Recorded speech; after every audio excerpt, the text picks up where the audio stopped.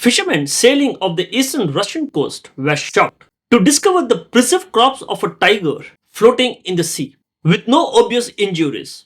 This has led to an urgent investigation by Russian authorities. Now let's deep dive into this AI podcast about this mystery. Okay, let's get straight to it. Picture this, right? Fishermen out near Vladivostok, and they find, well, a dead Amur tiger floating in the Sea of Japan. Yeah, just wow. I mean, a land animal, an endangered one at that in the sea, it's incredibly strange. Totally. And not just any tiger, the Amur tiger. There are, only about 750 left? They belong deep in the forests, miles inland. Exactly. Hundreds of miles typically. They're absolutely not marine animals. So the immediate question is how? How did it get there? And how did it die? Right. So we've looked at the reports coming out about this discovery, and our mission really is to try and unpack this. What could possibly explain something so bizarre? Well, one of the first clues, or maybe confusing factors, is the condition of the body. What did they say about that? Reports mention it was surprisingly well preserved. No obvious, major injuries visible on the outside. So that suggests it probably died quite recently. That's the thinking, yeah. Which almost makes it more confusing, doesn't it? If it wasn't attacked, if it wasn't, visibly harmed, Yeah. how does it end up floating out at sea? Okay, so no easy answers there. And the authorities, they're looking into this. Oh, absolutely. Yeah. Very seriously. The city prosecutor's office in Vladivostok, they launched an investigation almost immediately. Right. And the regional hunting supervision service is involved too, trying to actually recover the body.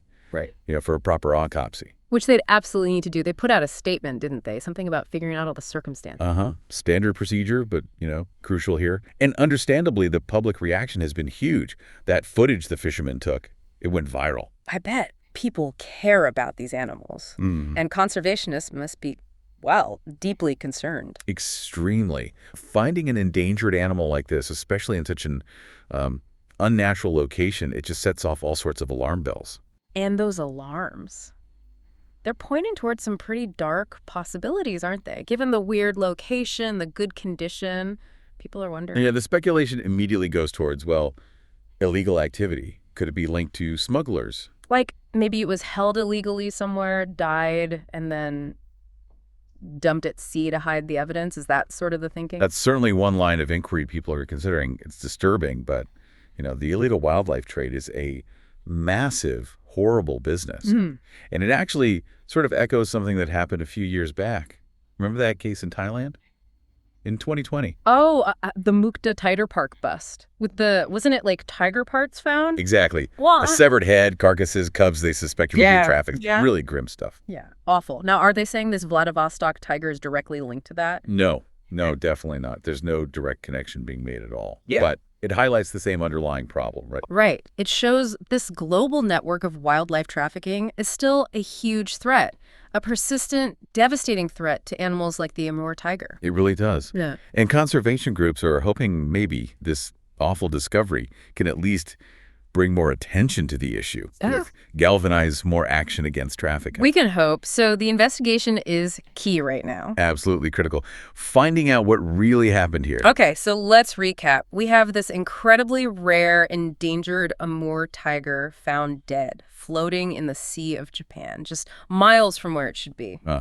And its body is in good condition, no obvious trauma, which just deepens the mystery. And it raises these serious questions about, potential illegal activity. Yeah. Smuggling, illegal captivity, dumping. It's all on the table. Yeah.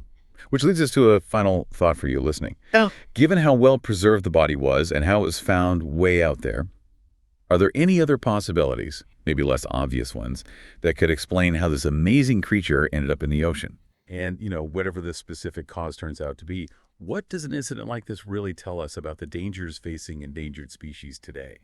Especially in a world that's, more connected than ever in ways both good and bad. Something to think about. What makes the discovery of the Amur tiger's body in the sea so unusual? Commented. Thanks.